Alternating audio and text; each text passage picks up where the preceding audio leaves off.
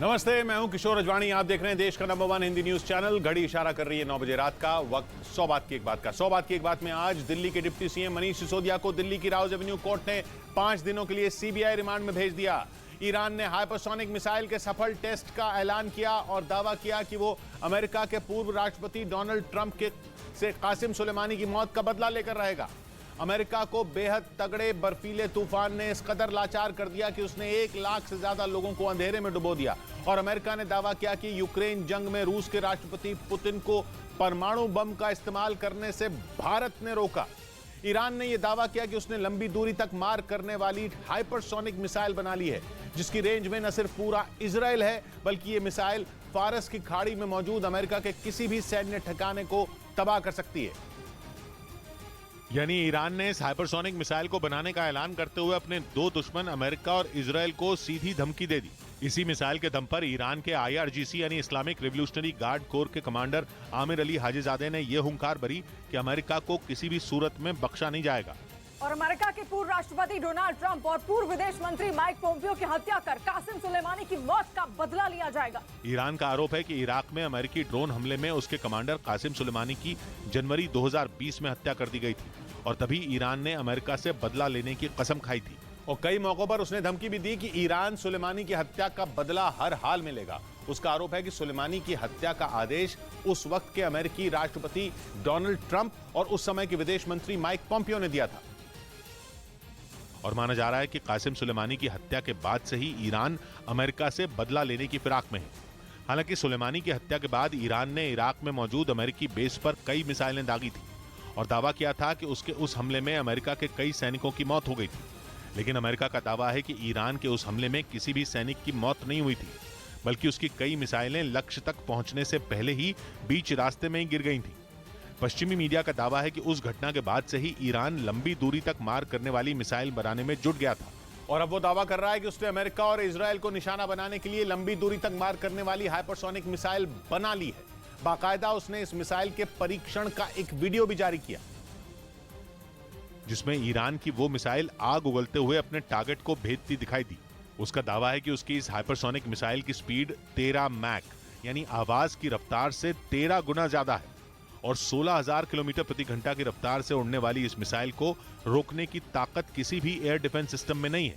Iran का दावा है कि उसकी ये मिसाइल 1650 किलोमीटर की दूरी पर मौजूद किसी भी टारगेट को तबाह करने का दम रखती है। इससे पहले ईरान ने पिछले साल नवंबर में पहली हाइपरसोनिक बैलिस्टिक मिसाइल बनाने का दावा किया था, लेकिन उस वक्त अमेरिका ने उसके दावे को हवा में उड़ा दिया था। हालांकि इस बार ईरान जिस तरह ताल ठोक रहा है, उसे हल्के में लेना अमेरिका और इजराइल दोनों को भारी पड़ सकता है। उधर अमेरिका में आए ऐतिहासिक बर्फीले तूफान से हुई जबरदस्त बर्फबारी ने उसके कैलिफोर्निया राज्य के कई इलाकों को 6 फीट तक बर्फ में दबा दिया। और ये तो अभी शुरुआत है। नया हफ्ता शुरू होते ही कैलिफोर्निया में 2 नए बर्फीले तूफान आने की चेतावनी जारी की गई है, जबकि पहले ही तूफान की वजह से हुई रिकॉर्ड तोड़ बारिश ने वहां बाढ़ ला दी है, जिसकी वजह से नदियों के किनारे की जमीन कमजोर पड़ गई है। इस वजह से सामने आई एक तस्वीर में एक पेड़ टूटकर नदी में समाता नजर आया। एक गाड़ी में बना चलता फिरता मकान भी पानी में गिरता दिखा। कैलिफोर्निया के एक इलाके में तो 72 घंटों के अंदर कम से कम 45 इंच बर्फ गिर गई। वहां से आई तस्वीरें देखकर ऐसा लगा जैसे महीना फरवरी का नहीं बल्कि दिसंबर का हो। जिस तरह की तगड़ी बर्फबारी क्रिसमस पर होती है, जगह जगह उस तरह बर्फ का ढेर नजर आया, जिसकी वजह से कैलिफोर्निया का एक बड़ा हिस्सा अंधेरे में डूब गया। वहां 1,20,000 से ज्यादा लोग बिना बिजली के गुजारा कर रहे हैं। और अगले कुछ घंटों में वहां फिर 2 बर्फीले तूफान आने वाले हैं, जिनमें पहले तूफान ने तो कैलिफोर्निया में दस्तक भी दे दी है। लेकिन ऐसा नहीं है कि मौसम के थपेड़े अकेले अमेरिका के कैलिफोर्निया पर पड़ रहे हैं। उत्तर में मिशिगन में बर्फीली बारिश आने की चेतावनी है, तो दक्षिण में टेक्सास में बवंडरों का अलर्ट है। टेक्सास के पड़ोस में ओक्लाहोमा राज्य में तो तेज रफ्तार हवाओं ने पिक्चर भी रिलीज कर दी। वहां कई पेड़ गिर गए और कारों और मकानों को जबरदस्त नुकसान पहुंचा। इधर पाकिस्तान का बलूचिस्तान बम धमाके से दहल उठा। वहां एक बाजार में हुए बम धमाके की चपेट में आने से 4 लोगों की मौत हो गई, जबकि कई लोग घायल बताए गए। पुलिस के मुताबिक रिमोट कंट्रोल के जरिए बम धमाके की इस वारदात को अंजाम दिया गया। वहां एक मोटरसाइकिल में बम छिपाकर रखा गया था। मोटरसाइकिल मुकम्मल उड़ गया। बलूचिस्तान में हुए इस हमले की जिम्मेदारी अभी तक किसी भी आतंकी संगठन ने नहीं ली। उधर अमेरिकी सेना के एक अधिकारी ने दावा किया कि पुतिन की वायुसेना यूक्रेन पर भीषण हमले के लिए पूरी तरह तैयार है। दावा है कि रूस की वायुसेना बस पुतिन के एक इशारे का इंतजार कर रही है और जैसे ही उसे पुतिन का इशारा मिला, उसके लड़ाकू विमान यूक्रेन पर धावा बोल देंगे। दावे के मुताबिक रूस की वायुसेना के सैकड़ों लड़ाकू विमान और अटैक हेलीकॉप्टर इस हमले के लिए तैयार बैठे हैं, जिसके लिए रूस ने कई महीने पहले से ही प्लान बना लिया था। रूस ने यूक्रेन की सीमा से लगे बेलारूस के कई बेस पर लड़ाकू विमानों की तैनाती कर दी थी। इसके साथ ही क्राइमिया में मौजूद अपने एयरबेस पर भी रूस ने घातक सुखोई और बॉम्बर तैयार कर दिए थे, ताकि जैसे ही हमले का आदेश मिले वो यूक्रेन को धूल में मिलाने के लिए जोरदार हमले बोल दें। अमेरिकी सेना के अधिकारी के मुताबिक यूक्रेन पर यह हमला अगले महीने किसी भी दिन शुरू किया जा सकता है। इसमें एक साथ यूक्रेन के कई शहरों को निशाना बनाया जा सकता है। दावा किया गया कि रूस का यह हमला अब तक का सबसे भीषण हमला होगा और यह एक साथ कई दिशाओं से किया जाएगा, ताकि यूक्रेन की सेना को संभलने का मौका ही न मिले। साथ ही पश्चिमी देशों से उसे मिले एयर डिफेंस सिस्टम को भी चकमा दिया जा सके। अमेरिकी सेना के अधिकारी ने दावा किया कि इसके लिए भी पुतिन की फौज ने एक प्लान तैयार कर रखा है, जिसके तहत पहले मिसाइलों और ड्रोन से भारी हमला बोला जाएगा। एक साथ कई मिसाइलें और आत्मघाती ड्रोन यूक्रेन पर बरसाए जाएंगे। ऐसा करके यूक्रेन में तैनात एयर डिफेंस सिस्टम को उलझा दिया जाएगा। वो मिसाइलों और ड्रोन से निपटने में जुट जाएगा और तभी रूस एक साथ फाइटर जेट और हेलीकॉप्टर से यूक्रेन के कई शहरों पर ताबड़तोड़ बम बरसा देगा। अमेरिकी सेना के अधिकारी के मुताबिक पुतिन की वायुसेना का ये वार जेलेंस्की के जवानों पर भारी पड़ सकता है। इस बीच अमेरिकी खुफिया एजेंसी CIA के डायरेक्टर ने एक इंटरव्यू में कहा कि पुतिन को अपनी सेना की ताकत पर जरूरत से ज्यादा भरोसा है, इसलिए वो यूक्रेन की जंग को जारी रखने पर तुले हैं। लेकिन वो ये भी ना भूलें कि अमेरिका यूक्रेन के साथ खड़ा है। यानी CIA के डायरेक्टर विलियम बर्न्स ने साफ कर दिया कि जब तक अमेरिका का हाथ यूक्रेन के कंधे पर है, तब तक पुतिन का यूक्रेन पर राज करने का सपना पूरा नहीं हो पाएगा। इसकी वजह यह है कि अमेरिका के एक से बढ़कर एक हथियार यूक्रेन के पास हैं। CIA डायरेक्टर ने यह भी कहा कि रूस ये गलतफहमी पाले बैठा है कि अमेरिका थक हार कर कुछ वक्त बाद यूक्रेन को भुला देगा और उसे रूस के हवाले मरने के लिए छोड़ देगा, लेकिन ऐसा होने वाला नहीं। इधर हिमाचल प्रदेश के राज्यपाल शिव प्रताप शुक्ला को नोएडा के कैलाश अस्पताल में भर्ती करवाया गया। सीने में दर्द की शिकायत के बाद उन्हें अस्पताल में भर्ती करवाया गया, जहां डॉक्टरों ने उनकी हालत स्थिर बताई। फिलहाल वो नोएडा के कैलाश अस्पताल में डॉक्टरों की निगरानी में है। वो हिमाचल प्रदेश से 3 दिन पहले ही दिल्ली दौरे पर आए थे। उन्होंने इस दौरान प्रधानमंत्री नरेंद्र मोदी और गृह मंत्री अमित शाह से मुलाकात भी की थी। उधर रूस के खिलाफ युद्ध में मारियोपोल दोबारा हासिल करने के लिए यूक्रेन ने पूरी ताकत झोंक दी है। यूक्रेन ने पुतिन की सेना पर एक साथ मिसाइलों से ताबड़तोड़ हमला बोल दिया, जिसमें 100 से 150 किलोमीटर की रेंज वाली अमेरिकी मिसाइलों का इस्तेमाल किया गया और यूक्रेन के दावे के मुताबिक अचानक हमले से रूस की सेना को संभलने तक का मौका नहीं मिला। मारियोपोल में एक तरह से नई जंग छेड़ चुका यूक्रेन इस इलाके को वापस रूस के कब्जे से छीनना चाहता है। इसी इरादे से रूस की सेना सप्लाई चेन और तेल डिपो पर अचानक से हमला किया। यूक्रेन की ओर से 2 दिनों में ही कुल 18 मिसाइलें दागने का दावा किया गया। इस बीच यूक्रेन के खार्किव में जेलेंस्की के सैनिकों ने रूसी सेना पर हमले तेज कर दिए। रूस ये दावा करता है कि खार्किव के कई इलाकों पर उसका कब्जा है, जिसे पुतिन के सैनिकों से छीनने के लिए यूक्रेन ने जोरदार हमला किया। एक इलाके से सामने आई तस्वीर में दिखा कि जेलेंस्की के सैनिकों ने रूसी सेना पर निशाना साधकर ताबड़तोड़ कई रॉकेट दागे, जिससे पूरा इलाका धमाकों से गूंज उठा। रूस का दावा है कि खार्किव के ज्यादातर इलाकों पर पिछले कई महीनों से उसका कब्जा है और उसकी सेना इस शहर को पूरी तरह अपने कंट्रोल में लेने के लिए भीषण लड़ाई लड़ रही है। लेकिन जेलेंस्की के सैनिकों ने भी वहां हार नहीं मानी और उन्होंने न सिर्फ रूसी बमों और मिसाइलों का सामना किया, बल्कि कई जगहों पर ऐसा पलटवार किया कि रूस की सेना वहां से भागने को मजबूर हो गई। इसी वजह से दोनों देशों के बीच वहां भयंकर युद्ध छिड़ा हुआ है। और इस बार तो यूक्रेन के सैनिकों ने कई मोर्चों पर एक साथ हमला शुरू किया है। हालांकि रूसी मीडिया ने कई बार यह दावा किया कि पूर्वी यूक्रेन में तैनात जेलेंस्की के सैनिकों का मनोबल पूरी तरह टूट चुका है, जिसका फायदा पुतिन के सैनिकों को मिलेगा और वो जल्द पूरे खार्किव को अपनी मुट्ठी में कर लेंगे। लेकिन इसी बीच वहां के एक इलाके से सामने आई तस्वीर में दिखा कि जेलेंस्की के सैनिकों का मनोबल बढ़ाने के लिए एक धर्मगुरु की मदद ली गई, जो जंग में उतर रहे सैनिकों का जोश बढ़ाते दिखाई दिए।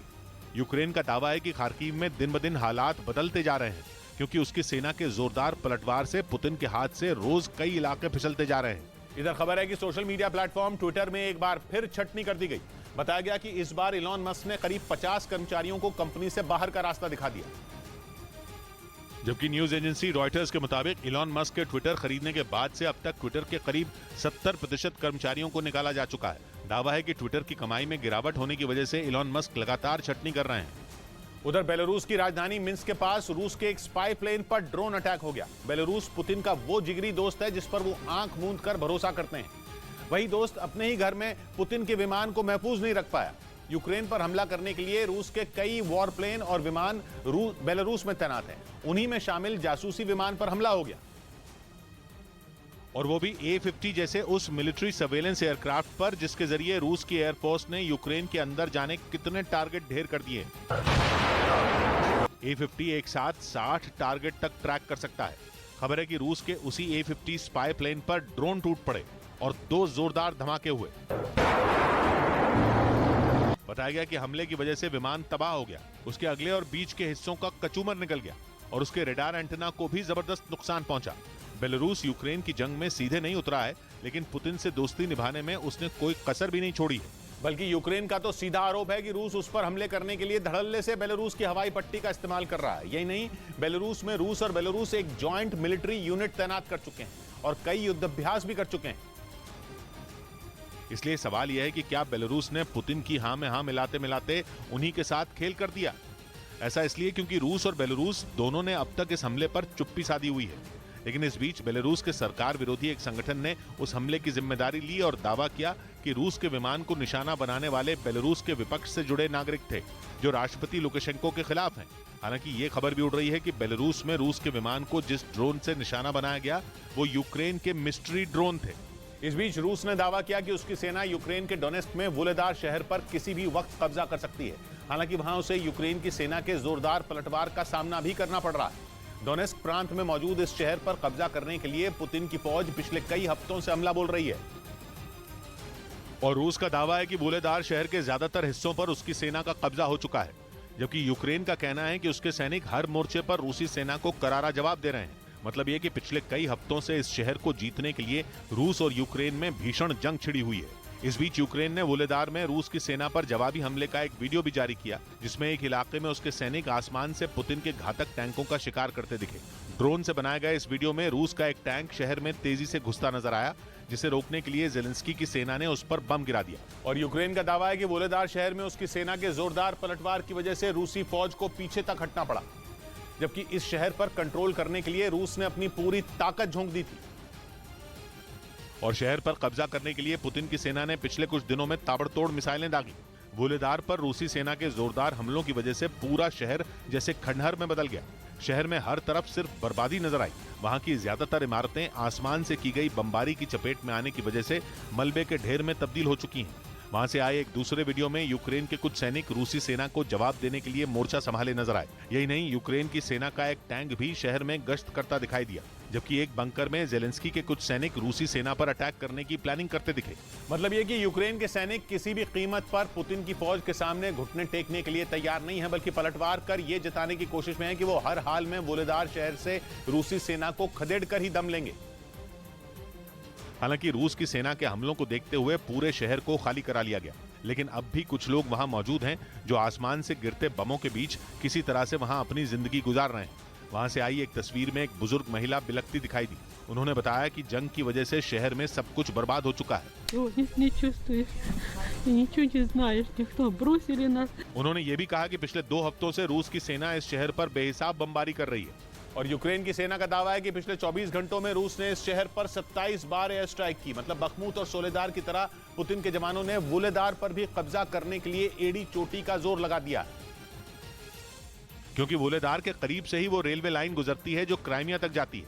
इसी शहर में बैठकर यूक्रेन की सेना ने क्राइमिया से पूर्वी यूक्रेन की तरफ आने वाली रूस की कई सप्लाई ट्रेनों को निशाना बनाया था, जिसके बाद पुतिन की नजर इस शहर पर भी गड़ गई।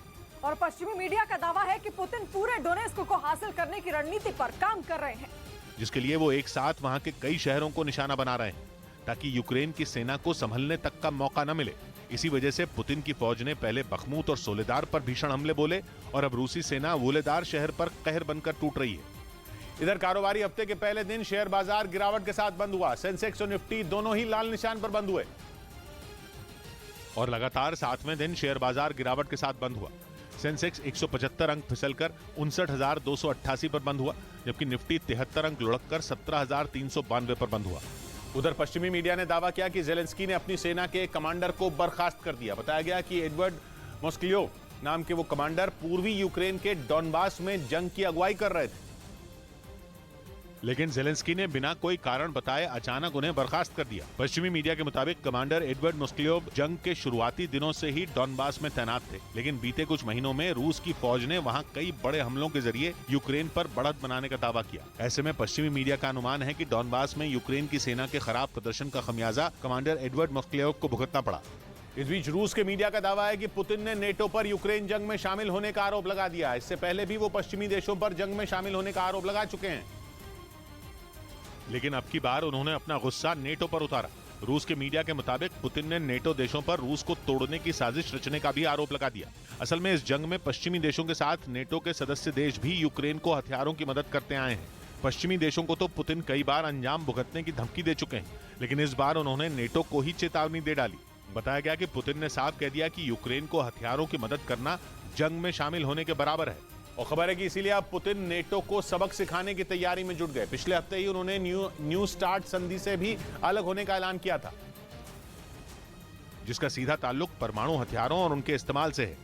न्यू स्टार्ट संधि पर रूस और अमेरिका ने 2010 में हस्ताक्षर किए थे। इसका मकसद परमाणु हथियार बनाने की रेस को रोकना था, लेकिन यूक्रेन जंग के बीच अमेरिका के साथ बढ़े तनाव की वजह से रूस ने इस संधि से अलग होने का फैसला किया, जिसकी वजह से अब रूस और पश्चिमी देशों के बीच तनाव और ज्यादा बढ़ सकता है, क्योंकि रूस के मीडिया का दावा है कि पुतिन ने यह भी ऐलान किया है कि वो यूक्रेन जंग में अपनी रणनीति में बदलाव नहीं करेंगे। इधर प्रधानमंत्री नरेंद्र मोदी ने कर्नाटक में 2700 करोड़ की कई परियोजनाओं का शिलान्यास और उद्घाटन किया। कर्नाटक दौरे में प्रधानमंत्री सबसे पहले शिवमोगा पहुंचे, जहां उन्होंने एयरपोर्ट का उद्घाटन किया। इस हवाई अड्डे पर बने यात्री टर्मिनल भवन को कमल के फूल के आकार का बनाया गया है। इस एयरपोर्ट में भी कर्नाटका के ट्रेडिशनल और टेक्नोलॉजी का अद्भुत संगम नजर आता है। प्रधानमंत्री ने शिवमोगा में रेल और सड़क से जुड़े कई दूसरे प्रोजेक्ट का शिलान्यास भी किया। इसके बाद वो बेलगावी पहुंचे, जहां उनके रोड शो में जन सैलाब उमड़ पड़ा। उधर अमेरिकी खुफिया एजेंसी CIA के चीफ ने दावा किया कि चीन रूस को खतरनाक हथियार मुहैया कराने के तरीकों पर काम कर रहा है। कुछ दिन पहले ही अमेरिकी विदेश मंत्री ने भी कुछ ऐसा ही दावा किया था, लेकिन चीन ने इस तरह के आरोपों को गलत बताया था और ये साबित करने की कोशिश की थी कि चीन जंग में रूस की मदद नहीं कर रहा। लेकिन अमेरिका बार बार ये बात दोहरा रहा है कि शी जिनपिंग पुतिन को हथियार दे सकते हैं। अमेरिकी विदेश मंत्री के बाद वहां की खुफिया एजेंसी CIA के चीफ विलियम बर्न्स ने दावा किया कि चीन रूस को खतरनाक हथियार दे सकता है और वो रूस को हथियार मुहैया कराने के तरीकों पर काम कर रहा है। हालांकि CIA चीफ ने यह साफ कर दिया कि उनके पास ये साबित करने के लिए कोई सबूत नहीं है। उन्होंने एक इंटरव्यू में ये बयान दिया और पूरे आत्मविश्वास से चीन पर उंगली उठाई। यही नहीं, उन्हें शक है कि चीन अपने ऐसे ड्रोन रूस को देने वाला है जो केमिकल अटैक कर सकते हैं। और अगर उनका शक सही साबित हुआ तो यूक्रेन के शहरों में एक बार फिर वैसी ही तबाही हो सकती है जैसी पिछले साल ईरान के आत्मघाती ड्रोन से हुई थी। CIA चीफ का बयान ऐसे समय में आया जब चीन ने रूस को शांति की राह पर चलने की सलाह दी और उसके सामने 12 पॉइंट वाला एक प्रस्ताव पेश किया। इस प्रस्ताव में जिस बात ने पूरी दुनिया को चौंका दिया था वो थी रूस और यूक्रेन को दुश्मनी भूलकर शांति वार्ता करने की सलाह, जिसके बाद लगा कि चीन ने तो फिर से पलटी मार ली, क्योंकि अमेरिका तो उसे इसीलिए कोस रहा है क्योंकि वो और रूस दोस्त हैं। बाइडेन एंड कंपनी को इसी वजह से लगता है कि शी जिनपिंग के जहरीले हथियार रूस पहुंचने वाले हैं, क्योंकि शी की सरकार इसकी तैयारियों में जुट गई है। हालांकि अमेरिका ये सारी बातें केवल मुंह से कह रहा है और कागज पर चीन के खिलाफ उसके पास कोई सबूत नहीं है। इस बीच यूरेशियन टाइम्स नाम की वेबसाइट ने दावा किया कि रूस अब अपनी रोबोट आर्मी तैयार कर रहा है। बताया गया कि पुतिन की फौज ने कुछ रोबोट को तो जंग के मैदान में उतार भी दिया है, जिसका एक वीडियो भी सामने आया जिसमें एक रोबोट हथियारों से लैस दिखाई दिया। उसमें एक आधुनिक राइफल के साथ रॉकेट लॉन्चर भी लगा नजर आया, जबकि रूसी सेना के कुछ जवान उसे रिमोट से चलाते दिखाई दिए। उन्होंने देखते ही देखते उस रोबोट से कई राउंड फायरिंग की। यूरेशियन टाइम्स के मुताबिक पुतिन की फौज ने खार्किव में इस तरह के कुछ रोबोट को मैदान में उतार दिया है। बताया जा रहा है कि रूसी सेना ऐसे ही रोबोट की एक आर्मी तैयार करने में जुटी हुई है, क्योंकि दावा है कि ये किसी भी मौसम में दुश्मन पर हमला करने की ताकत रखता है। यानी आने वाले दिनों में यूक्रेन की मुश्किलें और ज्यादा बढ़ सकती हैं। इधर पंजाब के तरनतारण में कांग्रेस नेता मेजर सिंह धारीवाल पर कुछ लोगों ने हमला कर दिया। उन्होंने दिन दहाड़े उन पर ताबड़तोड़ फायरिंग की, जिसमें उनकी मौत हो गई। कांग्रेस नेता मेजर सिंह धारीवाल को उन्हीं के रिजॉर्ट में निशाना बनाया गया। अब पुलिस उनके रिजॉर्ट के CCTV कैमरों की फुटेज खंगालने में जुटी है, जिससे हमलावरों की पहचान की जा सके। इस बीच अमेरिका के विदेश मंत्री एंटनी ब्लिंकन ने एक बड़ा बयान दिया। उनके मुताबिक भारत ने पुतिन को एटम बम फोड़ने से रोक दिया था। मतलब ये कि भारत की वजह से दुनिया पर परमाणु युद्ध का खतरा टल गया। G20 विदेश मंत्रियों की बैठक में भाग लेने के लिए ब्लिंकन अगले हफ्ते भारत आने वाले हैं। लेकिन अपनी भारत यात्रा से पहले उन्होंने एक इंटरव्यू में यह बयान दिया कि भारत ने दुनिया को तीसरे विश्व युद्ध की आग में जलने से बचा लिया। अमेरिकी विदेश मंत्री एंटनी ब्लिंकन के मुताबिक अगर भारत रूस पर दबाव नहीं बनाता तो पुतिन यूक्रेन पर एटम बम फोड़ चुके होते, क्योंकि वो कई बार परमाणु बम गिराने की धमकी दे चुके थे। पश्चिमी मीडिया के मुताबिक पुतिन की धमकियों के बाद अमेरिका ने उन देशों से रूस को रोकने की अपील की थी जिनके उससे अच्छे संबंध हैं, उनमें भारत भी शामिल है। इसके बाद भारत ने पुतिन से जंग में परमाणु हथियार नहीं चलाने की अपील की थी। इसी वजह से एंटनी ब्लिंकन ने पुतिन को एटम बम चलाने से रोकने के लिए भारत की तारीफ की। उधर रूस के विदेश मंत्रालय ने G20 की अध्यक्षता कर रहे भारत की तारीफ की और प्रधानमंत्री की रचनात्मक भूमिका की खूब प्रशंसा की। यूक्रेन जंग के दौरान प्रधानमंत्री और पुतिन की दोस्ती ने दुनिया का ध्यान खींचा और यूक्रेन जंग पर पीएम की बेबाक राय ने दुनिया को उनका मुरीद बना दिया। और अब तो रूस डंके की चोट पर भारत और भारत के प्रधानमंत्री की तारीफ कर रहा है। भारत इस समय G20 की अध्यक्षता कर रहा है और इस दौरान भारत में इन देशों के मंत्रियों का आना जाना लगा हुआ है, जिनमें ज्यादातर प्रधानमंत्री की यूक्रेन जंग रोकने के लिए की जा रही कोशिशों को सराह रहे हैं। रूस भी उनमें शामिल है। बेंगलुरु में G20 देशों के वित्त मंत्रियों की बैठक के बाद उसके विदेश मंत्रालय का बयान आया, जिसमें उसने G20 में भारत की अध्यक्षता की रचनात्मक भूमिका की तारीफ की और आरोप लगाया कि पश्चिमी देश G20 देशों को काम करने से रोक रहे हैं, जबकि भारत के प्रधानमंत्री लगातार इस कोशिश में जुटे हुए हैं कि दुनिया जंग के रास्ते पर नहीं बल्कि बातचीत से विवाद सुलझाने के रास्ते पर चले। इधर जम्मू और श्रीनगर में संजय शर्मा नाम के कश्मीरी पंडित की हत्या के खिलाफ डोगरा फ्रंट समेत कई दल सड़क पर उतरे। उन्होंने पाकिस्तान के खिलाफ जमकर नारेबाजी की और साथ ही पाकिस्तान समेत आतंकवाद का पुतला भी जलाया। इस दौरान उन्होंने पाकिस्तान के प्रधानमंत्री शहबाज शरीफ के विरोध में भी नारेबाजी की। पाकिस्तान मुर्दाबाद, पाकिस्तान मुर्दाबाद। पुलवामा में एक दिन पहले आतंकियों ने फिर टारगेट किलिंग की घटना को अंजाम देते हुए संजय शर्मा की हत्या कर दी थी, जिन्हें नम आंखों के साथ उनके परिवार के साथ पूरे गांव ने अंतिम विदाई दी। उधर चीन के एरियल अटैक का जवाब देने के लिए भारत ने ईस्टर्न कमांड में भारतीय सेना का पहला जमीन से हवा में मार करने वाला मीडियम रेंज मिसाइल सिस्टम अबरा तैनात कर दिया। इसे सेना के लिए रिसर्च का काम करने वाली संस्था DRDO और इजराइल की aerospace and defence company Israel aerospace industries ने मिलकर बनाया है, जिसे चीन के हवाई हमलों का मुंहतोड़ जवाब देने के लिए भारतीय सेना के ईस्टर्न कमांड में तैनात कर दिया गया। दावा है कि जमीन से हवा में मार करने वाला मिसाइल सिस्टम अबरा बेहद आसानी से दुश्मन के एयरक्राफ्ट, ड्रोन गाइडेड हथियार और सुपरसोनिक क्रूज मिसाइलों को ट्रैक कर उन्हें तबाह कर सकता है। और इसकी खास बात यह भी है कि अबरा मिसाइल सिस्टम बहुत जल्दी दुश्मन के खतरे को भांपकर उसके हथियारों को नष्ट कर देता है। यानी चीन ने अगर भारत की तरफ आंख उठाकर देखने की कोशिश भी की तो उसे मुंह की खाने के लिए तैयार रहना होगा, क्योंकि अबरा मिसाइल सिस्टम 110 किलोमीटर दूर दुश्मन के एयरक्राफ्ट को भी निशाना बना सकता है। हालांकि मीडियम रेंज मिसाइल सिस्टम होने की वजह से इसकी रेंज 70 किलोमीटर तक की है। अबरा को बहुत कम समय में किसी भी जगह पर तैनात किया जा सकता है और जितनी जल्दी उसे तैनात किया जा सकता है उतनी ही जल्दी उसे दोबारा लोड भी किया जा सकता है। इस बीच वेस्ट बैंक में इजराइल के 2 नागरिकों की हत्या के बाद तनाव चरम पर पहुंच गया। इजराइल ने आरोप लगाया कि उसके 2 लोगों की गोली मारने वाला एक फिलिस्तीनी है, जिसके बाद वेस्ट बैंक में रहने वाले इजराइल के लोगों ने बदला लेने के लिए फिलिस्तीन के इलाके पर धावा बोल दिया और वहां जमकर आगजनी की। वेस्ट बैंक से बवाल की जो तस्वीरें सामने आई उनमें दूर दूर तक कई मकान आग की लपटों से घिरे दिखाई दिए। वहां हिंसा से सबसे ज्यादा प्रभावित वेस्ट बैंक के उत्तरी हिस्से का हवारा इलाका हुआ। फिलिस्तीन ने आरोप लगाया कि इजराइल के लोगों ने वहां रह रहे सैकड़ों फिलिस्तीनियों को निशाना बनाया, उनके घर और दुकानों में आग लगा दी। फिलिस्तीन के मुताबिक उसके कई नागरिकों को इजरायली लोगों की भीड़ ने घेर कर मारा। एक तस्वीर में तो सैकड़ों लोग एक इलाके में पथराव करते दिखाई दिए। फिलिस्तीन ने आरोप लगाया कि सिर्फ इजराइल के लोग ही नहीं बल्कि वहां की सेना ने भी हमले को अंजाम दिया और फिलिस्तीन के लोगों के ऊपर फायरिंग की, जिसमें 37 साल के एक आदमी की मौत हो गई जबकि 2 फिलिस्तीनी गोली लगने से घायल हो गए। जिसके बाद फिलिस्तीन के लोगों ने भी इजराइल की सेना के विरोध में पथराव किया। इस बीच आगजनी और पत्थरबाजी कर रहे इजराइल के लोगों से भी फिलिस्तीनियों की भिड़ंत हुई, जिससे वेस्ट बैंक के एक बड़े इलाके में जंग जैसे हालात बन गए। हालांकि इजराइल ने इस पूरे बवाल के लिए फिलिस्तीन को जिम्मेदार ठहरा दिया। उसने आरोप लगाया कि उसकी सेना जब 2 इजरायली लोगों की हत्या के आरोपी को पकड़ने गई तो उस पर हमला किया गया।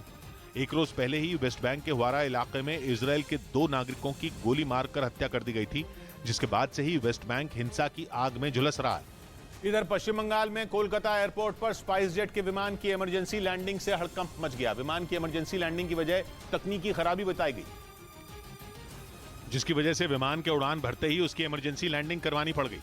जिस विमान की इमरजेंसी लैंडिंग करवाई गई वो कोलकाता से बैंकॉक के लिए रवाना हुआ था, जिसमें बैठे सभी लोग सुरक्षित बताए गए।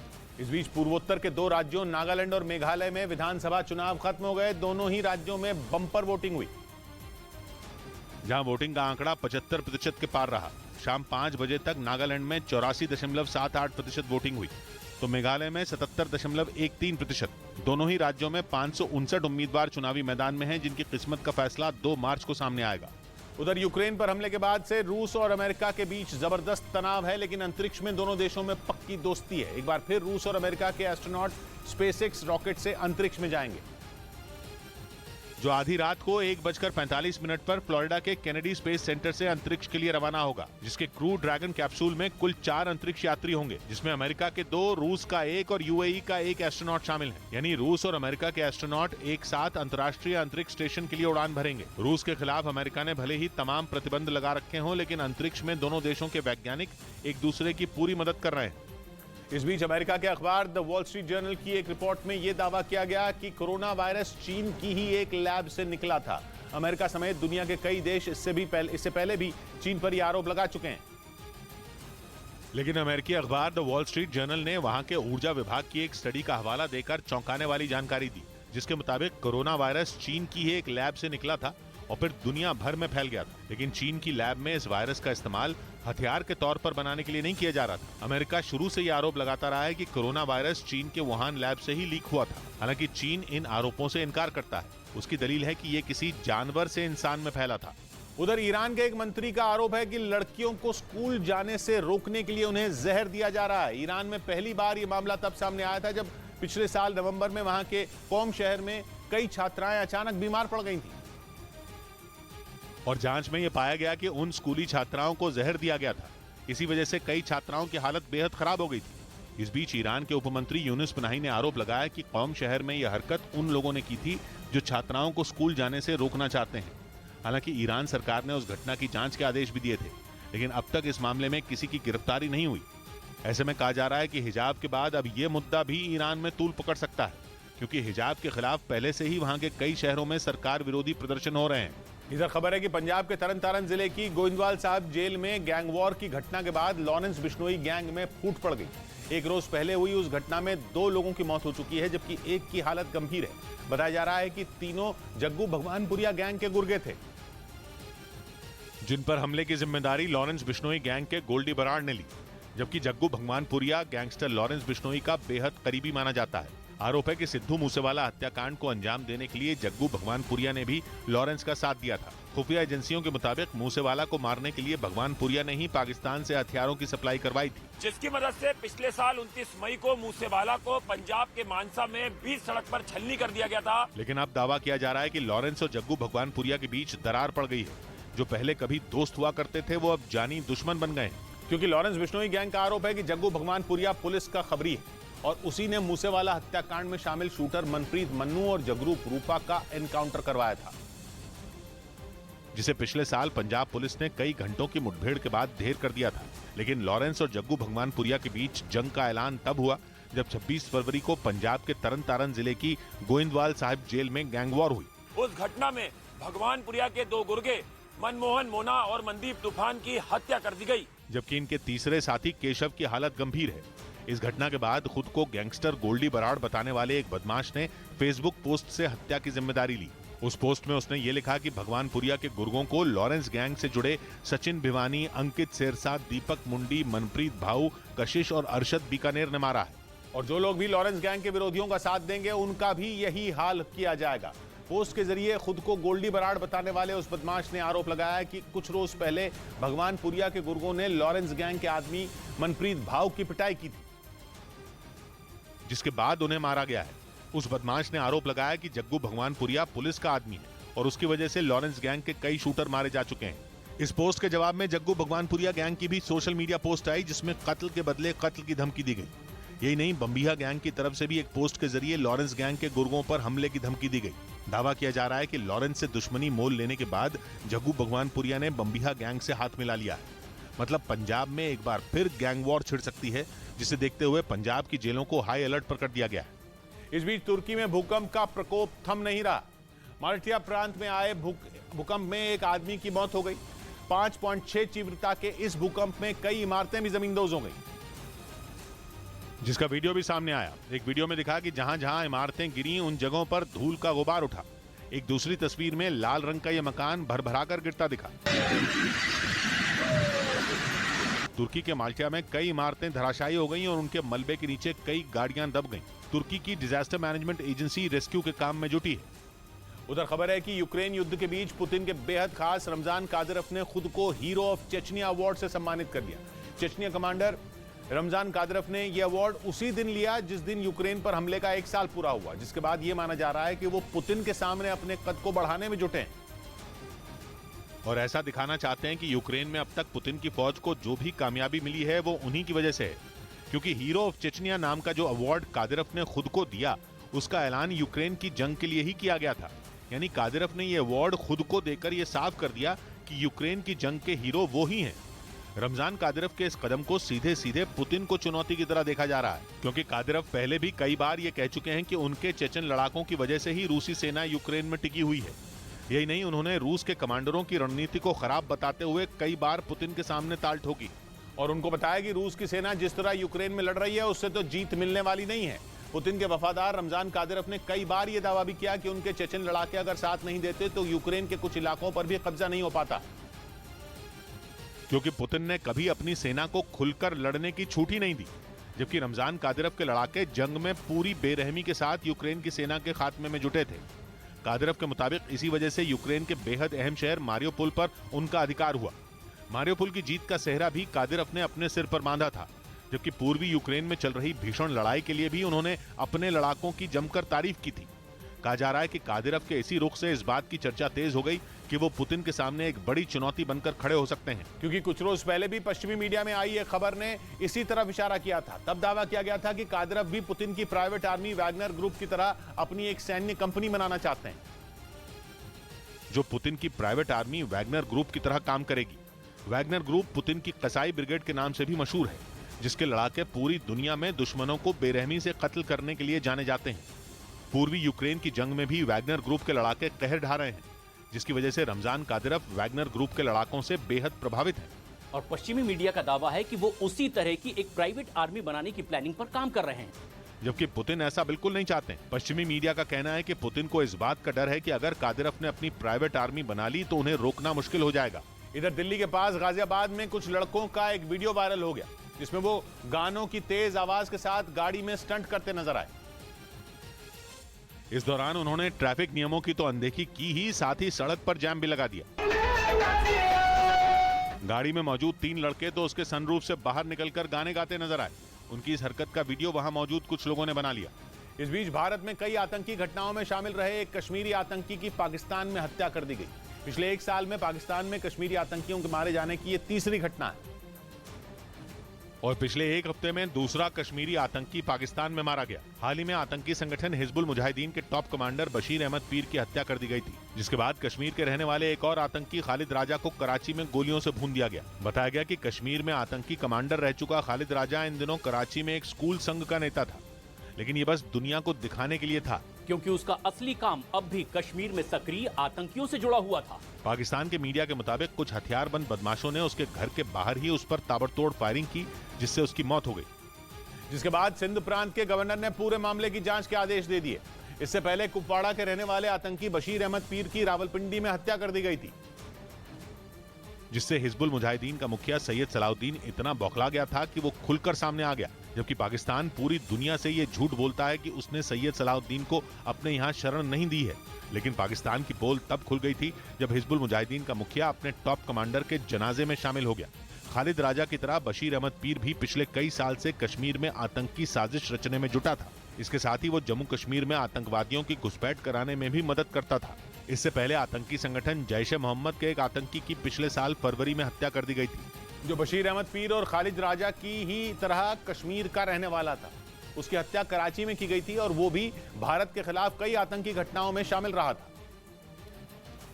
यानी पिछले 1 साल में कश्मीर के 3 आतंकी पाकिस्तान में ढेर कर दिए गए, जिसके बाद पाकिस्तान में कई तरह की अटकलें लगनी भी शुरू हो गईं। कहा जा रहा है कि पाकिस्तानी सेना के निर्देश पर ही कश्मीरी आतंकियों को चुन चुन कर मारा जा रहा है, और ऐसा IMF समेत दुनिया के उन देशों को दिखाने के लिए किया जा रहा है जो पाकिस्तान पर आतंकवाद को बढ़ावा देने का आरोप लगाते हैं। इसीलिए पाकिस्तान उन्हें ये जताने की कोशिश में है कि वो आतंकियों के खिलाफ मुहिम चला रहा है, लेकिन ऐसे में उसके निशाने पर सिर्फ कश्मीरी आतंकी ही हैं, जबकि कई आतंकी संगठनों के मुखिया वहां खुलेआम घूम रहे हैं। उधर खबर है कि कंगाल पाकिस्तान को भूख मिटाने से भी ज्यादा चिंता इस वक्त एक खास हथियार खरीदने की है। जिस वक्त उसे अनाज खरीदने के लिए भी कोई कर्ज देने को तैयार नहीं है, उस वक्त वो ड्रोन खरीदने की तैयारी में जुटा है। और सूत्रों के मुताबिक पाकिस्तान ने खास तरह के ड्रोन खरीदने की प्रक्रिया शुरू भी कर दी। जिस वक्त पाकिस्तान में भुखमरी के हालात हैं, उस वक्त उसे ड्रोन खरीदने की पड़ी है। खबर है कि पाकिस्तान ने ऑस्ट्रिया से S-100 ड्रोन के बारे में जानकारी मांगी। उनकी कीमत, परफॉर्मेंस और मेंटेनेंस की जानकारी भी मांगी गई। ऑस्ट्रिया के ये ड्रोन कैमकॉप्टर कहे जाते हैं। इनकी खासियत यह है कि ये 6 घंटे तक 18,000 फीट की ऊंचाई पर रह सकते हैं। 180 किलोमीटर दूर तक इन्हें भेजा जा सकता है।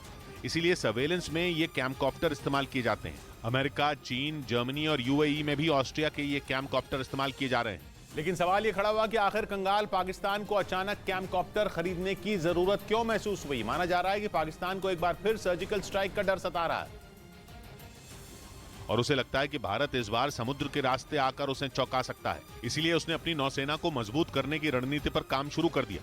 आतंक के खिलाफ भारत ने अब तक पाकिस्तान में 2 सर्जिकल स्ट्राइक की, पहली बार जमीन के रास्ते और दूसरी बार आसमान के रास्ते।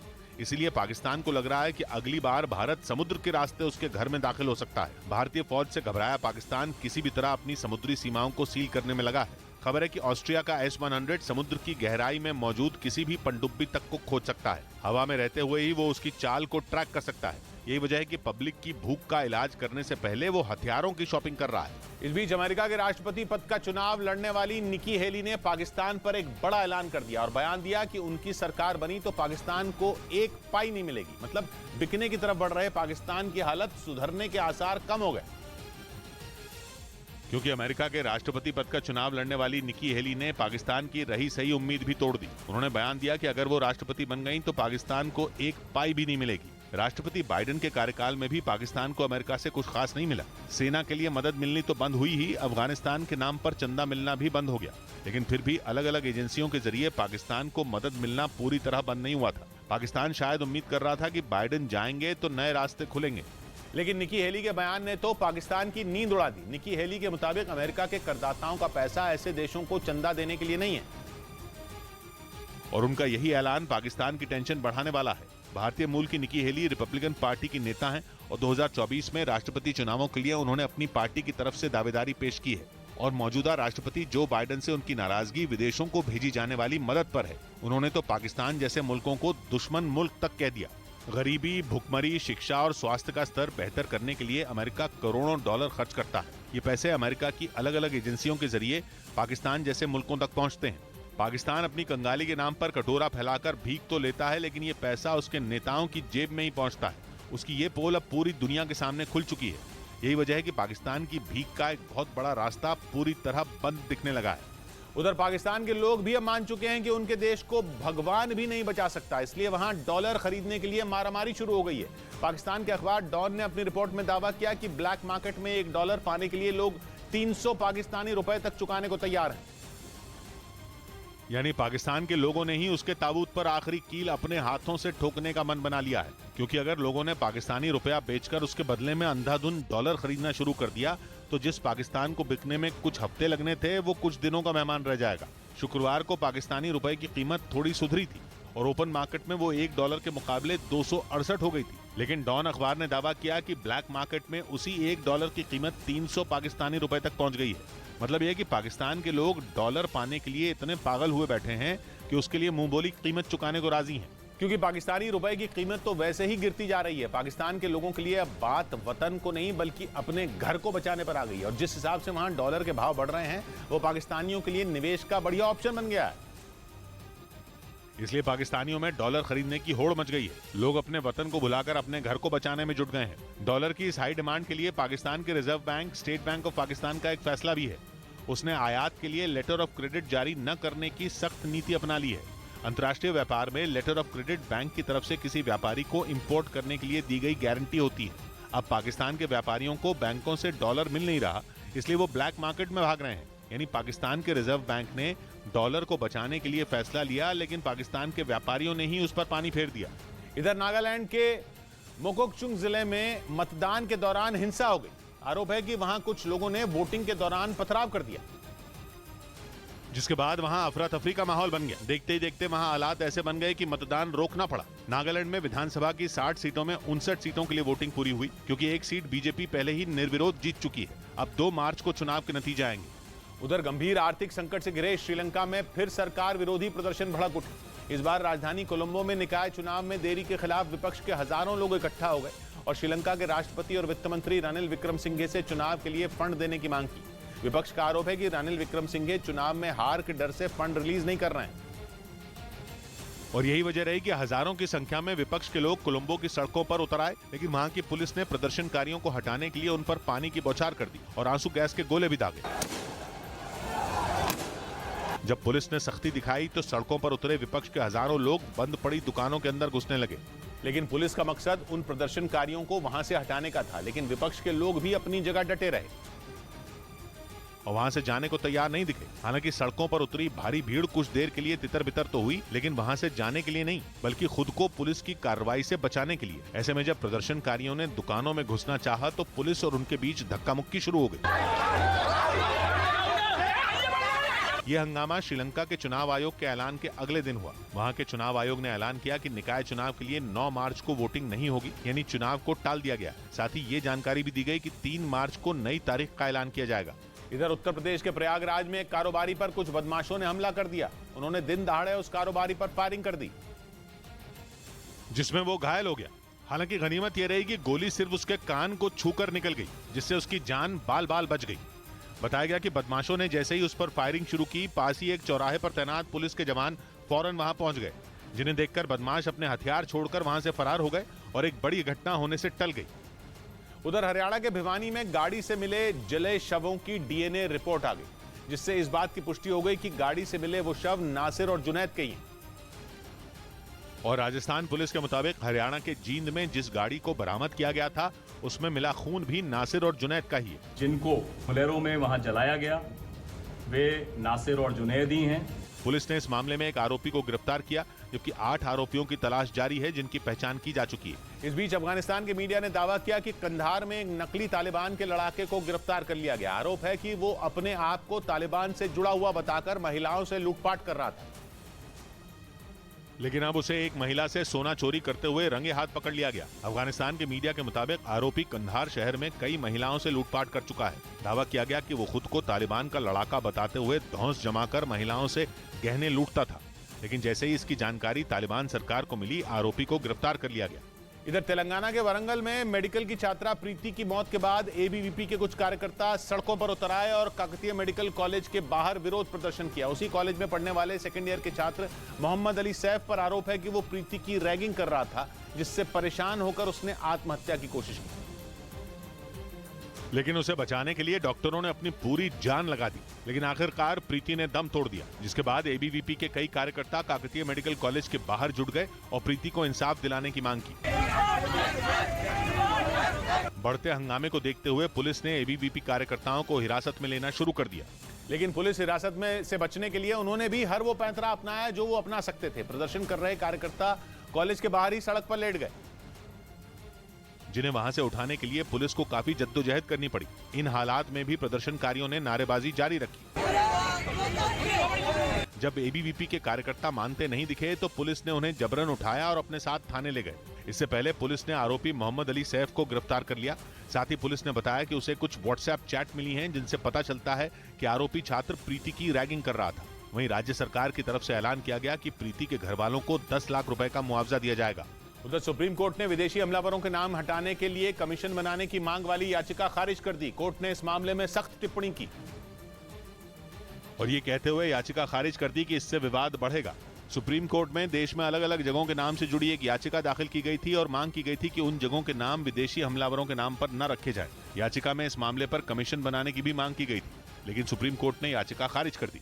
इस बीच बिहार के आरा में केंद्रीय मंत्री राजकुमार सिंह को छात्रों के विरोध का सामना करना पड़ गया। वहां कुंवर सिंह यूनिवर्सिटी में एबीवीपी से जुड़े कुछ छात्रों ने उन्हें घेर लिया और उनके खिलाफ जमकर हंगामा किया। केंद्रीय मंत्री राजकुमार सिंह वीर कुंवर सिंह यूनिवर्सिटी में छात्रों से बातचीत करने के लिए पहुंचे थे, लेकिन तभी छात्रों का गुस्सा भड़क गया और उन्होंने नारेबाजी करते हुए उन्हें घेर लिया। इसके बाद जो हुआ, ब्रेक के बाद यूक्रेन पर धावा बोल देंगे। दावे के मुताबिक रूस की वायुसेना के सैकड़ों लड़ाकू विमान और अटैक हेलीकॉप्टर इस हमले के लिए तैयार बैठे हैं, जिसके लिए रूस ने कई महीने पहले से ही प्लान बना लिया था। रूस ने यूक्रेन की सीमा से लगे बेलारूस के कई बेस पर लड़ाकू विमानों की तैनाती कर दी थी। इसके साथ ही क्राइमिया में मौजूद अपने एयरबेस पर भी रूस ने घातक सुखोई और बॉम्बर तैयार कर दिए थे, ताकि जैसे ही हमले का आदेश मिले वो यूक्रेन को धूल में मिलाने के लिए जोरदार हमले बोल दें। अमेरिकी सेना के अधिकारी के मुताबिक यूक्रेन पर यह हमला अगले महीने किसी भी दिन शुरू किया जा सकता है। इसमें एक साथ यूक्रेन के कई शहरों को निशाना बनाया जा सकता है। दावा किया गया कि रूस का यह हमला अब तक का सबसे भीषण हमला होगा और यह एक साथ कई दिशाओं से किया जाएगा, ताकि यूक्रेन की सेना को संभलने का मौका ही न मिले। साथ ही पश्चिमी देशों से उसे मिले एयर डिफेंस सिस्टम को भी चकमा दिया जा सके। अमेरिकी सेना के अधिकारी ने दावा किया कि इसके लिए भी पुतिन की फौज ने एक प्लान तैयार कर रखा है, जिसके तहत पहले मिसाइलों और ड्रोन से भारी हमला बोला जाएगा। एक साथ कई मिसाइलें और आत्मघाती ड्रोन यूक्रेन पर बरसाए जाएंगे। ऐसा करके यूक्रेन में तैनात एयर डिफेंस सिस्टम को उलझा दिया जाएगा। वो मिसाइलों और ड्रोन से निपटने में जुट जाएगा और तभी रूस एक साथ फाइटर जेट और हेलीकॉप्टर से यूक्रेन के कई शहरों पर ताबड़तोड़ बम बरसा देगा। अमेरिकी सेना के अधिकारी के मुताबिक पुतिन की वायुसेना का ये वार जेलेंस्की के जवानों पर भारी पड़ सकता है। इस बीच अमेरिकी खुफिया एजेंसी CIA के डायरेक्टर ने एक इंटरव्यू में कहा कि पुतिन को अपनी सेना की ताकत पर जरूरत से ज्यादा भरोसा है, इसलिए वो यूक्रेन की जंग को जारी रखने पर तुले हैं। लेकिन वो ये भी ना भूलें कि अमेरिका यूक्रेन के साथ खड़ा है। यानी CIA के डायरेक्टर विलियम बर्न्स ने साफ कर दिया कि जब तक अमेरिका का हाथ यूक्रेन के कंधे पर है, तब तक पुतिन का यूक्रेन पर राज करने का सपना पूरा नहीं हो पाएगा। इसकी वजह यह है कि अमेरिका के एक से बढ़कर एक हथियार यूक्रेन के पास हैं। CIA डायरेक्टर ने यह भी कहा कि रूस ये गलतफहमी पाले बैठा है कि अमेरिका थक हार कर कुछ वक्त बाद यूक्रेन को भुला देगा और उसे रूस के हवाले मरने के लिए छोड़ देगा, लेकिन ऐसा होने वाला नहीं। इधर हिमाचल प्रदेश के राज्यपाल शिव प्रताप शुक्ला को नोएडा के कैलाश अस्पताल में भर्ती करवाया गया। सीने में दर्द की शिकायत के बाद उन्हें अस्पताल में भर्ती करवाया गया, जहां डॉक्टरों ने उनकी हालत स्थिर बताई। फिलहाल वो नोएडा के कैलाश अस्पताल में डॉक्टरों की निगरानी में है। वो हिमाचल प्रदेश से 3 दिन पहले ही दिल्ली दौरे पर आए थे। उन्होंने इस दौरान प्रधानमंत्री नरेंद्र मोदी और गृह मंत्री अमित शाह से मुलाकात भी की थी। उधर रूस के खिलाफ युद्ध में मारियोपोल दोबारा हासिल करने के लिए यूक्रेन ने पूरी ताकत झोंक दी है। यूक्रेन ने पुतिन की सेना पर एक साथ मिसाइलों से ताबड़तोड़ हमला बोल दिया, जिसमें 100 से 150 किलोमीटर की रेंज वाली अमेरिकी मिसाइलों का इस्तेमाल किया गया और यूक्रेन के दावे के मुताबिक अचानक हमले से रूस की सेना को संभलने तक का मौका नहीं मिला। मारियोपोल में एक तरह से नई जंग छेड़ चुका यूक्रेन इस इलाके को वापस रूस के कब्जे से छीनना चाहता है। इसी इरादे से रूस की सेना सप्लाई चेन और तेल डिपो पर अचानक से हमला किया। यूक्रेन की ओर से 2 दिनों में ही कुल 18 मिसाइलें दागने का दावा किया गया। ईरान ने यह दावा किया कि उसने लंबी दूरी तक मार करने वाली हाइपरसोनिक मिसाइल बना ली है, जिसकी रेंज में न सिर्फ पूरा इजराइल है, बल्कि ये मिसाइल फारस की खाड़ी में मौजूद अमेरिका के किसी भी सैन्य ठिकाने को तबाह कर सकती है।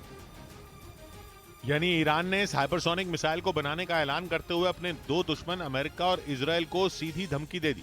इसी मिसाइल के दम पर ईरान के IRGC यानी इस्लामिक रिवोल्यूशनरी गार्ड कोर के कमांडर आमिर अली हाजीजादे ने यह हुंकार भरी कि अमेरिका को किसी भी सूरत में बख्शा नहीं जाएगा। और अमेरिका के पूर्व राष्ट्रपति डोनाल्ड ट्रंप और पूर्व विदेश मंत्री माइक पोम्पियो की हत्या कर कासिम सुलेमानी की मौत का बदला लिया जाएगा। ईरान का आरोप है कि इराक में अमेरिकी ड्रोन हमले में उसके कमांडर कासिम सुलेमानी की जनवरी 2020 में हत्या कर दी गई थी और तभी ईरान ने अमेरिका से बदला लेने की कसम खाई थी। और कई मौकों पर उसने धमकी भी दी कि ईरान सुलेमानी की हत्या का बदला हर हाल में लेगा। उसका आरोप है कि सुलेमानी की हत्या का आदेश उस वक्त के अमेरिकी राष्ट्रपति डोनाल्ड ट्रंप और उस समय के विदेश मंत्री माइक पोम्पियो ने दिया था। और माना जा रहा है कि कासिम सुलेमानी की हत्या के बाद से ही ईरान अमेरिका से बदला लेने की फिराक में है। हालांकि सुलेमानी की हत्या के बाद ईरान ने इराक में मौजूद अमेरिकी बेस पर कई मिसाइलें दागी थी और दावा किया था कि उसके उस हमले में अमेरिका के कई सैनिकों की मौत हो गई थी। लेकिन अमेरिका का दावा है कि ईरान के उस हमले में किसी भी सैनिक की मौत नहीं हुई थी, बल्कि उसकी कई मिसाइलें लक्ष्य तक पहुंचने से पहले ही बीच रास्ते में ही गिर गई थी। पश्चिमी मीडिया का दावा है कि उस घटना के बाद से ही ईरान लंबी दूरी तक मार करने वाली मिसाइल बनाने में जुट गया था। और अब वो दावा कर रहा है कि उसने अमेरिका और इजराइल को निशाना बनाने के लिए लंबी दूरी तक मार करने वाली हाइपरसोनिक मिसाइल बना ली है। बाकायदा उसने इस मिसाइल के परीक्षण का एक वीडियो भी जारी किया, जिसमें ईरान की वो मिसाइल आग उगलते हुए अपने टारगेट को भेदती दिखाई दी।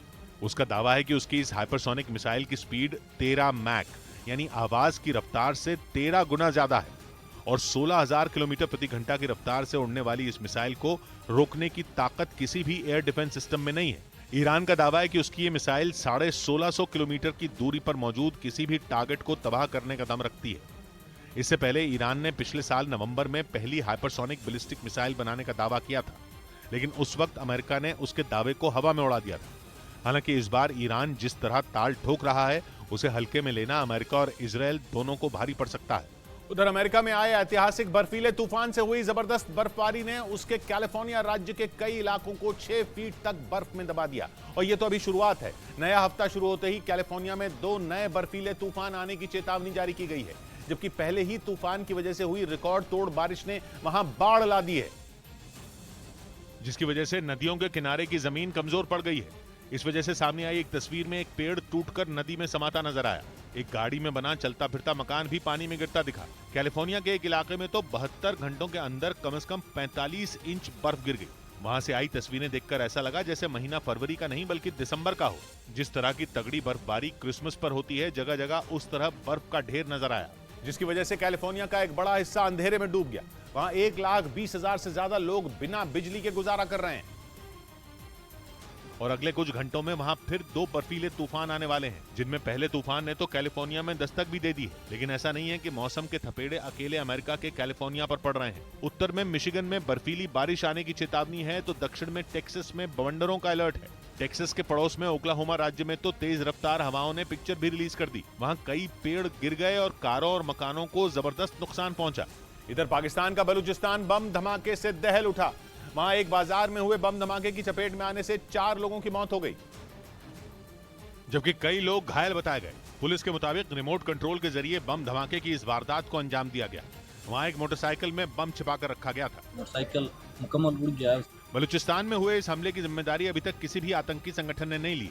उधर अमेरिकी सेना के एक अधिकारी ने दावा किया कि पुतिन की वायुसेना यूक्रेन पर भीषण हमले के लिए पूरी तरह तैयार है। दावा है कि रूस की वायुसेना बस पुतिन के एक इशारे का इंतजार कर रही है, और जैसे ही उसे पुतिन का इशारा मिला, उसके लड़ाकों। ब्रेकिंग न्यूज आ रही है। इटली के पास हादसे का शिकार हुई एक नाव ने एक बार फिर पाकिस्तान की बदहाली की पोल सारी दुनिया के सामने खोल दी। इटली के करीब जो नाव हादसे का शिकार हुई, उसमें सवार 200 लोगों में 40 लोग पाकिस्तानी थे। खबर के मुताबिक इन सभी लोगों ने पाकिस्तान की कंगाली से परेशान होकर अपना देश छोड़ दिया था। ये लोग अवैध तरीके से इटली में घुसने की तैयारी में थे, लेकिन इटली पहुंचने से पहले ही नाव हादसे का शिकार हो गई, जिसके बाद 40 पाकिस्तानी लोगों ने 28 लोगों की मौत हो गई, जबकि समंदर में लापता हुए 12 पाकिस्तानी लोगों की तलाश जारी है, जिसके लिए एक बड़ा रेस्क्यू ऑपरेशन भी चलाया गया। इटली के करीब चट्टान से टकराई नाव में 200 लोग सवार थे। 60 लोगों के शव बरामद किए गए, जिनमें सबसे ज्यादा संख्या पाकिस्तान के नागरिकों की है, जिन्होंने भूख और तंगहाली से बचने के लिए अपना देश छोड़ दिया था।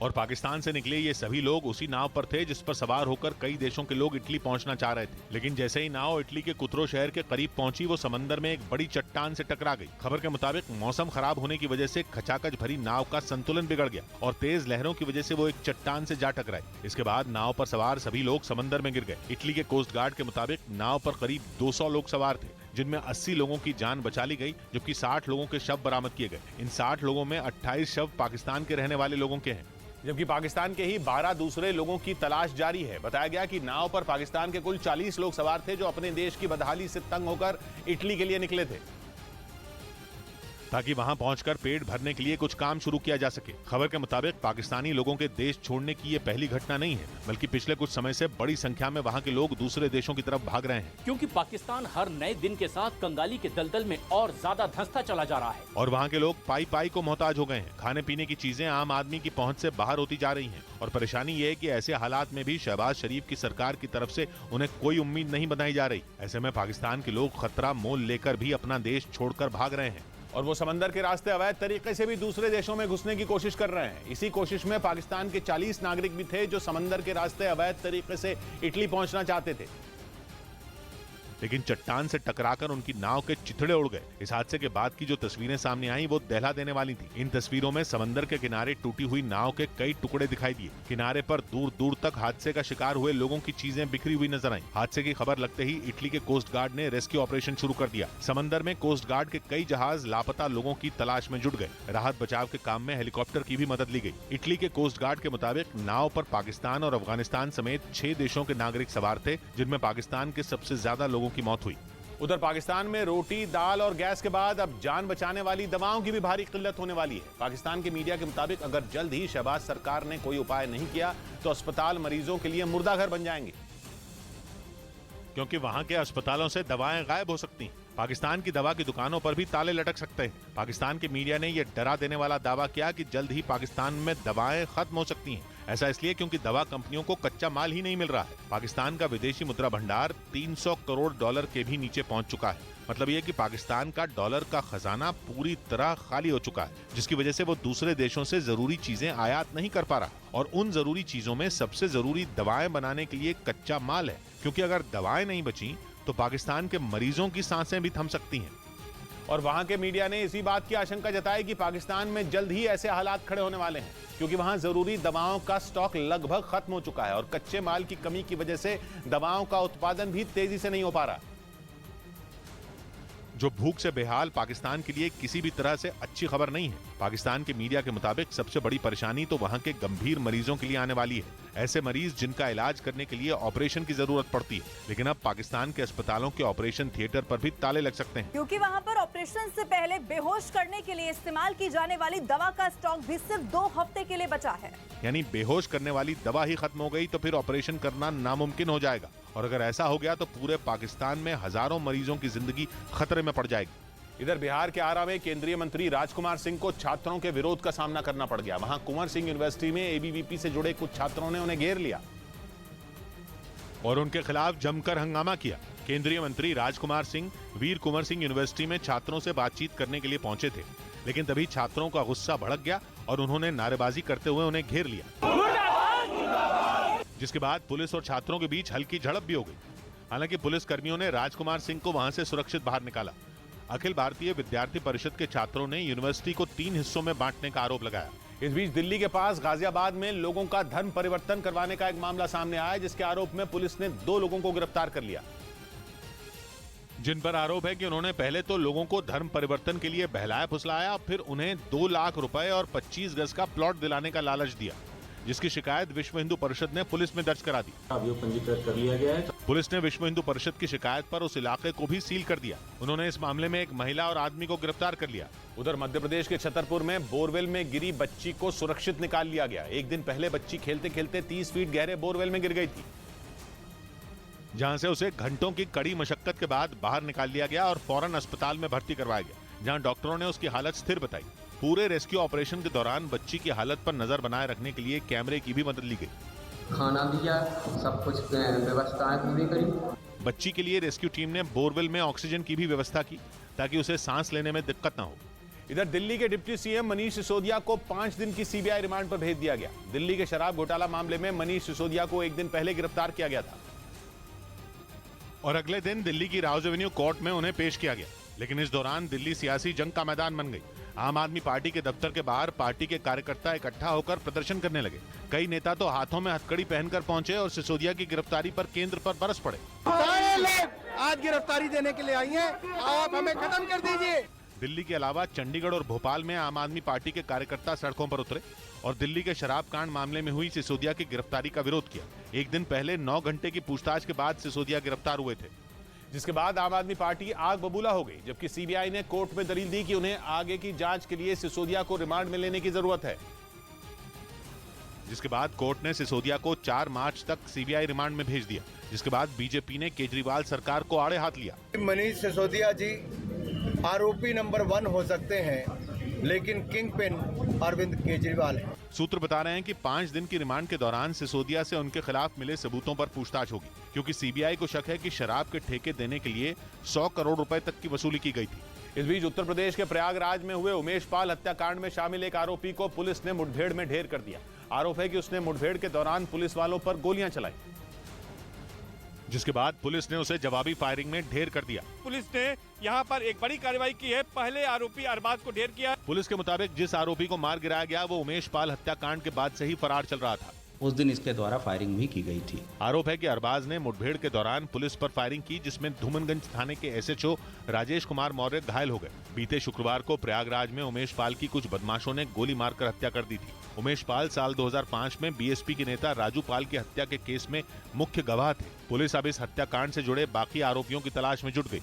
इधर पंजाब के पटियाला की पंजाबी यूनिवर्सिटी में छात्रों के दो गुटों के बीच झड़प हो गई। इस घटना में एक छात्र की जान चली गई,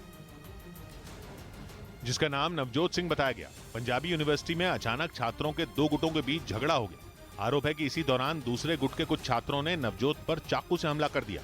घटना की सूचना मिलते ही पुलिस मामला दर्ज कर आरोपी छात्रों की तलाश में जुट गई।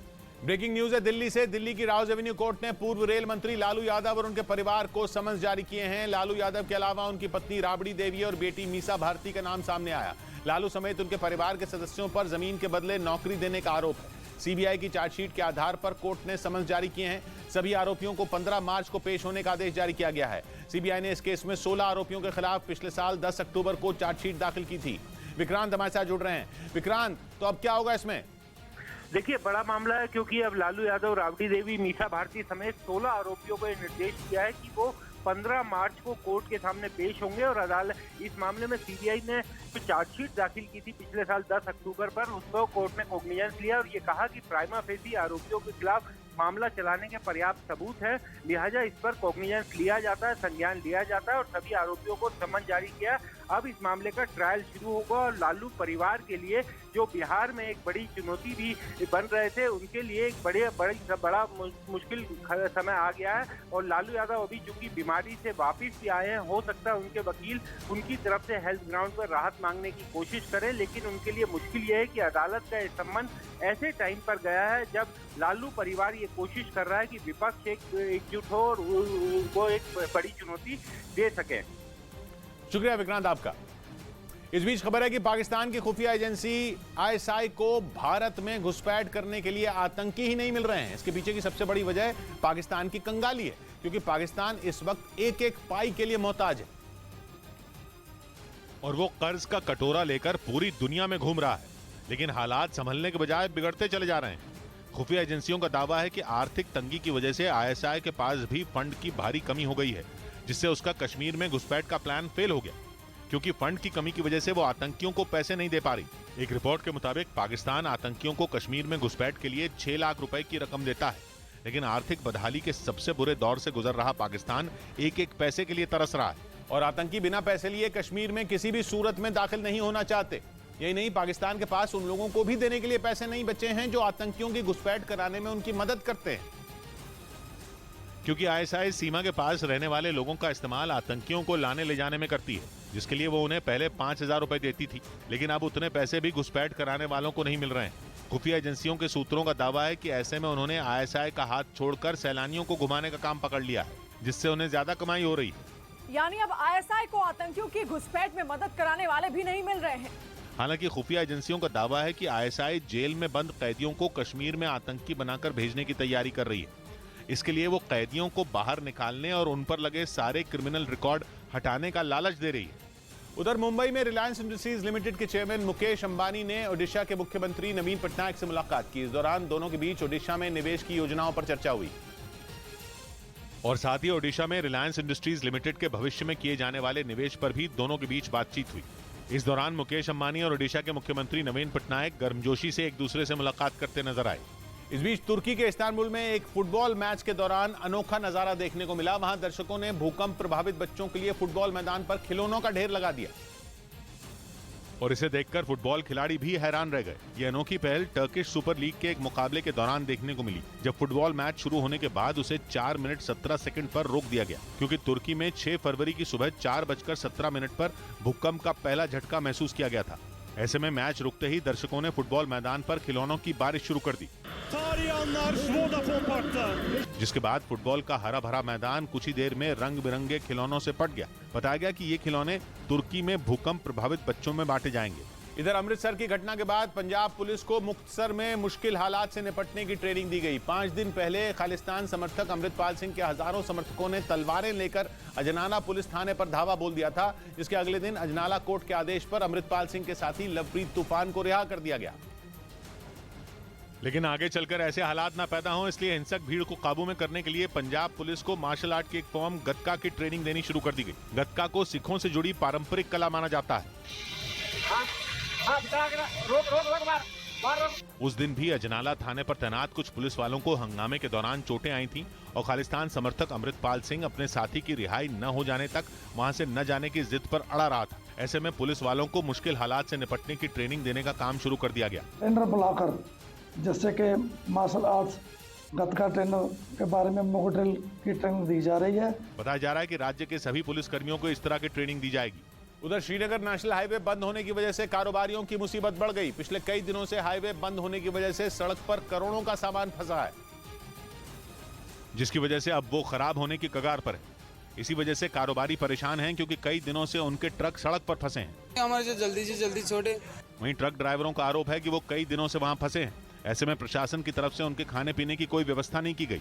इस बीच बिहार विधानसभा के बजट सत्र के पहले दिन विपक्ष के नेताओं ने नीतीश सरकार के खिलाफ जमकर हंगामा किया, जिसकी वजह से सदन के पहले दिन की कार्रवाई स्थगित करनी पड़ी। जिसके बाद विपक्ष के विधायकों ने सदन के बाहर भी हाथों में पोस्टर लेकर नीतीश सरकार के खिलाफ विरोध प्रदर्शन किया। सरकार सही सरकार नहीं चला पा रही है, इसलिए मैं मांग करता हूं कि इस्तीफा दे। विपक्ष के नेताओं ने सरकार पर राज्य में अराजक माहौल बनाने का आरोप लगाया। इस बीच दिल्ली के पास यूपी के नोएडा में कर्मचारी भविष्य निधि यानी ईपीएफ के निधि आपके निकट 2.0 कार्यक्रम का आयोजन किया गया। इसका मकसद ईपीएफ से जुड़ी शिकायतें दूर करना है और साथ ही इस कार्यक्रम के जरिए ईपीएफ से जुड़ी सभी जानकारियां भी दी गई। इस दौरान न सिर्फ ईपीएफ से जुड़ी लोगों की शिकायतें सुनी गई बल्कि तुरंत ही उनका समाधान भी किया गया। कार्यक्रम में 110 शिकायतें मिली, जिनमें 94 शिकायतों का निपटारा कर दिया गया। वहीं कुछ लोगों की रिटायरमेंट से पहले ही उनके ईपीएफ का भुगतान भी कर दिया गया। इधर असम के मोरीगांव जिले में करीब 100 ईसाई परिवारों ने हिंदू धर्म अपना लिया। इसके लिए वहां एक कार्यक्रम का आयोजन किया गया, जहां धार्मिक अनुष्ठानों के बीच करीब 100 ईसाई परिवारों ने हिंदू धर्म अपना लिया। इस दौरान हिंदू धर्म अपनाने वालों ने राज्य की हेमंत बिश्व शर्मा की सरकार की नीतियों की तारीफ की। एक साथ 100 परिवारों के हिंदू धर्म अपनाने को अब तक का सबसे बड़ा घर वापसी अभियान बताया गया। उधर अखबार में छपे कांग्रेस के एक पोस्टर पर पार्टी के अंदर ही घमासान छिड़ गया, क्योंकि पोस्टर से मौलाना आजाद की तस्वीर गायब थी। छत्तीसगढ़ में कांग्रेस के अधिवेशन के आखिरी दिन यह विवाद खड़ा हुआ, क्योंकि अखबार में छपे विज्ञापन में जवाहरलाल नेहरू से लेकर नरसिम्हा राव तक की तस्वीरें थी, लेकिन मौलाना आजाद की नहीं। बात तब बढ़ी जब विरोधियों ने ही नहीं, कांग्रेस के अंदर से भी इसका विरोध होना शुरू हो गया। पार्टी नेता मनीष तिवारी ने तो बिना घुमाए फिराए बोल दिया कि कांग्रेस को मुस्लिम नेताओं का सम्मान करना चाहिए, उनकी कंट्रीब्यूशन को हमको समझना चाहिए। हालांकि जयराम रमेश ने ट्वीट करके माफी मांग ली और कांग्रेस के पोस्टर में मौलाना आजाद की तस्वीर नहीं होने को गलती माना। लेकिन इतने से काम नहीं बना, क्योंकि खुद कांग्रेस नेता इस गलती को पचा नहीं पाए, जिससे विरोधियों खासकर बीजेपी के हाथ ऐसा मुद्दा लग गया जिससे कांग्रेस के धर्मनिरपेक्ष पार्टी होने के दावे पर उंगली उठाई जा सकती है। उधर एग्जिट पोल में पूर्वोत्तर के 3 राज्यों में 2 में बीजेपी गठबंधन की सरकार बनने का अनुमान है, जबकि एग्जिट पोल मेघालय में किसी गठबंधन को बहुमत नहीं दे रहे। त्रिपुरा, मेघालय और नागालैंड तीनों राज्यों में विधानसभा की 60-60 सीटें हैं, जिनमें त्रिपुरा में बीजेपी गठबंधन की सरकार बनती दिख रही है। इंडिया टुडे ने अपने एग्जिट पोल में त्रिपुरा में बीजेपी गठबंधन को 36 से 45 सीटें दी हैं, जबकि लेफ्ट को 6 से 11 और टीएमसी को 9 से 16 सीटें मिल सकती हैं। जी न्यूज के एग्जिट पोल में भी त्रिपुरा में बीजेपी गठबंधन की सरकार बनती दिख रही है। जी न्यूज के एग्जिट पोल में बीजेपी को 29 से 36 सीटें मिलने का अनुमान जताया गया है, जबकि नागालैंड में इंडिया टुडे ने अपने एग्जिट पोल में बीजेपी गठबंधन को 38 से 48 सीटें मिलने का अनुमान लगाया और कांग्रेस को केवल 1 से 2 सीटें दी।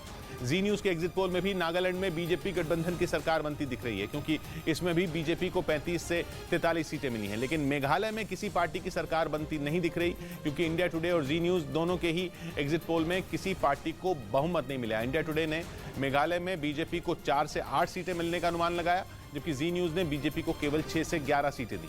इसके अलावा भी किसी पार्टी को बहुमत नहीं मिला।